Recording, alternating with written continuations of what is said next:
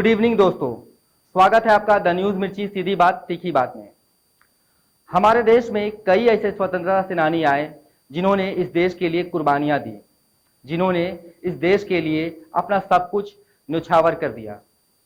उनमें से कुछ ऐसे स्वतंत्रता सेनानी हैं जिन्हें हम उनकी पुण्यतिथि या जन्मतिथि पर याद भी किया करते हैं या फिर उन्हें श्रद्धांजलि भी दिया करते हैं, जैसे कि पंडित जवाहरलाल नेहरू, महात्मा गांधी, सुभाष चंद्र बोस, भगत सिंह, भगवान बिरसा मुंडा। लेकिन कई ऐसे भी हैं जिन्हें हम धीरे धीरे भूलते चले जा रहे हैं या फिर उनका जो इतिहास है वह इतिहास के पन्नों में खोता चला जा रहा है। ऐसे ही एक स्वतंत्रता सेनानी है जिनकी आज पुण्यतिथि है। जी हाँ, आज 20 जनवरी के दिन उनकी पुण्यतिथि है। हम बात कर रहे हैं खान अब्दुल गफ्फार खान के बारे में, जिन्हें हम सीमांत गांधी के नाम से भी जानते हैं।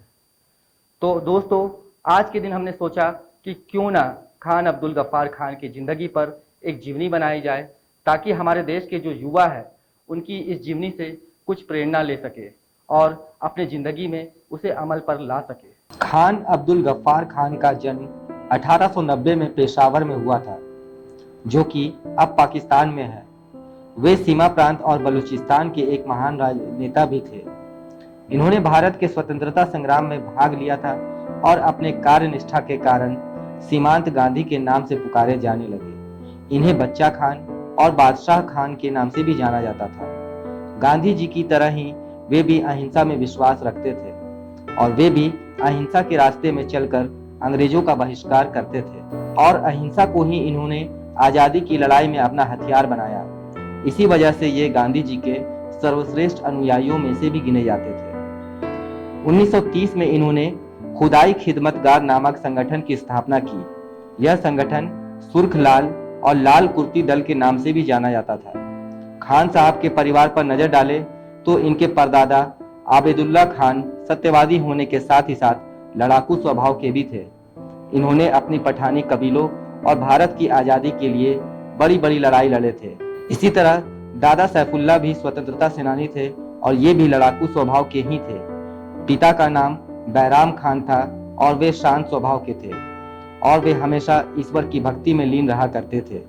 पिता ने अपने बेटे का दाखिला मिशन स्कूल में कराया तो पठानों ने इस बात का विरोध किया। इसके बाद अलीगढ़ में इनका दाखिला करा दिया गया, लेकिन गांव से दूर रहना उन्हें पसंद नहीं था। जब भी खान साहब की गर्मी छुट्टी होती वे अपने गांव आ जाते और वहां समाज सेवा किया करते थे। इसके बाद ही शिक्षा समाप्त होते हुए देश सेवा में लग गए। पेशावर में जब 1919 ईस्वी में फौजी कानून यानी कि मार्शल लॉ लागू किया गया, उस समय उन्होंने शांति का प्रस्ताव उपस्थित होकर किया, फिर भी वे गिरफ्तार किए गए। अंग्रेज सरकार उन पर विद्रोह का आरोप लगाकर जेल में बंद रखना चाहती थी, अतः उसकी ओर से इस प्रकार के गवाह तैयार करने के प्रयत्न किए गए जो यह कहे कि बादशाह खान के भड़काने पर जनता ने तार तोड़े, किंतु कोई ऐसा व्यक्ति तैयार नहीं हुआ जो सरकार की तरफ से ये झूठी गवाही दे।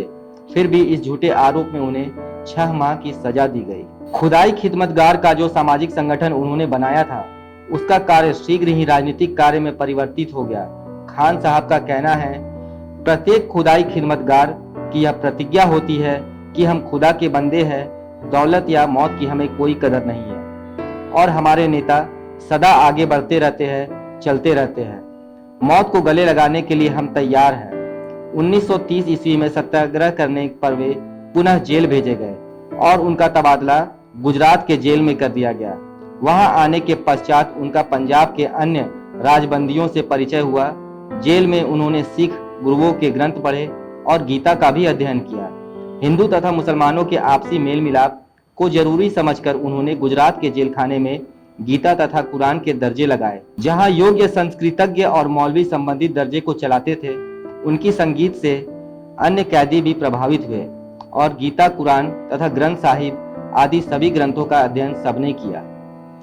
21 मार्च 1931 को लंदन द्वितीय गोलमेज सम्मेलन के लिए पूर्व महात्मा गांधी और तत्कालीन वायसराय लॉर्ड इरविन के बीच एक समझौता हुआ, जिसे गांधी इरविन समझौता भी कहते हैं। गांधी इरविन समझौता के बाद खान साहब छोड़े गए और सामाजिक कार्यों में लग गए। गांधी जी इंग्लैंड से लौटे ही थे कि सरकार ने कांग्रेस पर फिर पाबंदी लगा दी। अतः बाध्य होकर व्यक्तिगत अवज्ञा का आंदोलन प्रारंभ हुआ। सीमा प्रांत में भी सरकार की ज्यादतियों के विरुद्ध मालगुजारी आंदोलन शुरू कर दिया गया और सरकार ने उन्हें उनके भाई डॉक्टर खान को आंदोलन का सूत्रधार मानकर सारे घर को कैद कर लिया। 1934 ईस्वी में जेल से छूटने के बाद दोनों भाई वर्धा में रहने लगे और इस बीच उन्होंने सारे देश का दौरा किया। कांग्रेस के निश्चय के अनुसार 1939 ईस्वी में प्रांतीय काउंसिलों पर अधिकार प्राप्त हुआ तो सीमा प्रांत में भी कांग्रेस मंत्रिमंडल और उनके भाई डॉक्टर खान के नेतृत्व बना, लेकिन स्वयं वे उससे अलग रहकर जनता की सेवा करते रहे। 1942 ईस्वी के अगस्त आंदोलन के सिलसिले में वे गिरफ्तार किए गए और 1947 ईस्वी में फिर वे छोड़ दिए गए। देश का बंटवारा होने पर उनका संबंध भारत से टूट सा गया, किंतु वे देश के विभाजन से किसी प्रकार सहमत न हो सके, इसलिए पाकिस्तान से उनकी विचारधारा सर्वथा भिन्न थी। पाकिस्तान के विरुद्ध उन्होंने स्वतंत्र पखनुस्तान आंदोलन आजीवन जारी रखा। 1970 में वे भारत और देश भर में घूमे। उस समय उन्होंने शिकायत की भारत ने उन्हें भेड़ियों के सामने डाल दिया है तथा भारत से जो आकांक्षा थी वे अभी तक पूरी नहीं हुई है।